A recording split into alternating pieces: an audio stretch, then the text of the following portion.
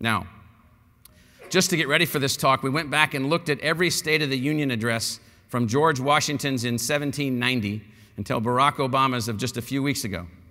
We ran them through an analyzer and we studied each one of them, and we were trying to find every mention of education, every mention of an educational institution.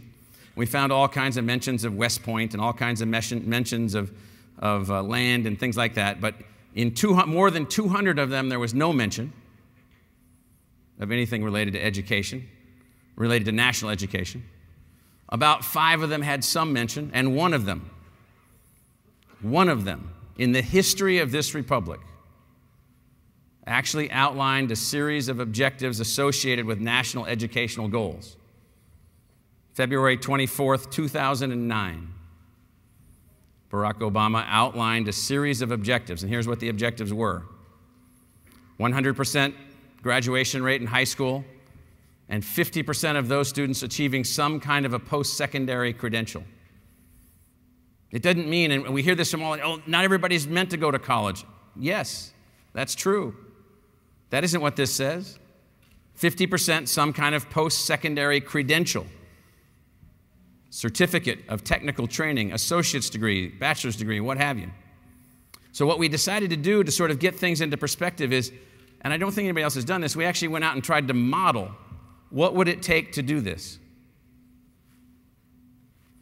All right, so here's where we were in 2007 and 2008. You start with 1,000 freshmen, 717 graduate from high school, 488 enter college of any type. 4-year college, 2-year college, public, private, not-for-profit, makes no difference.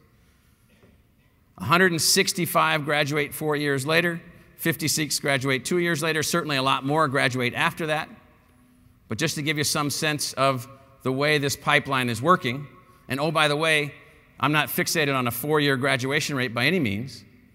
It does turn out that if it takes you 6 years to graduate or 7 years to graduate, it does cost you more. If you could graduate in 3 years, it might cost you less. So we just picked this. We could have run these numbers in lots of different ways. But to achieve the president's goals by the stated objectives, this is what it would take. Now just imagine this. Of the 1,000 that graduate from, and this is one way to do it, there's other ways, 750 would have to go to some kind of a college, including a community college, and over 500 would have to graduate. So people would say, well, that's not so bad. We should be able to pull that off. Well, just imagine this. We have to have this all realized and underway by May of 2016, 4 years and 3 months from now to be able to hit these goals. And I want to go back to this notion of speed of change.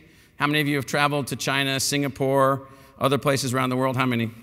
And seen the stuff going on there? How many of you think there's things happening quickly in other parts of the world?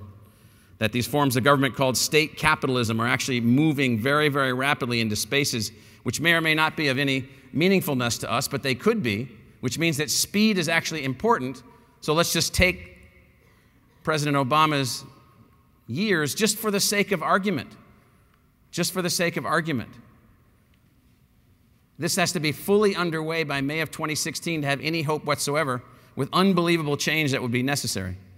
Now, this chart's a little hard to see from the back, but the thing that astounded me was the scale of this. So we run the rate, the improvements required. So if you look at the 4-year college graduation rate nationally among all schools, 55%, 55.5%. To hit President Obama's objectives, you got to get to 79%. You got to change the college going rate. You can see all the things that you've got to do here. These are unbelievable. The slopes of these lines don't seem very large, but they're huge. But let's look at it in a little more detail. So here's the numbers going forward, massive change drivers. If any of this is true, and I was just talking to some guys just before this talk who said, well, you know, maybe the president's wrong. Okay, maybe he's wrong. Or who's he to set goals for us? That's what one guy told me. I'm like, I don't know. I just read the last 200 plus State of the Union addresses and thought it was kind of interesting that, and Molly just mentioned President Lincoln, you know, putting in place 150 years ago the Morrill Act, which has influenced millions of people through the entire country for the last 150 years, and that was a brave and courageous thing that he did. And so this present person that happens to be the president says, well, I've kind of looked around the world and it kind of looks like we need to do this.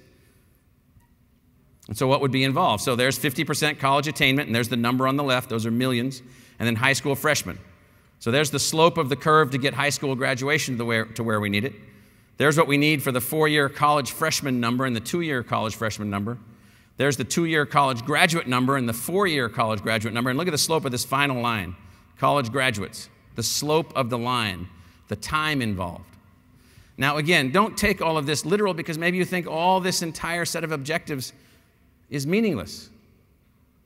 And the fate of the country is on a perfect path. All is well with the higher wealth concentrations in just a few people, our graduates.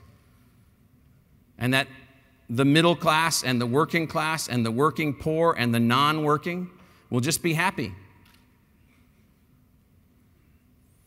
Doubtful.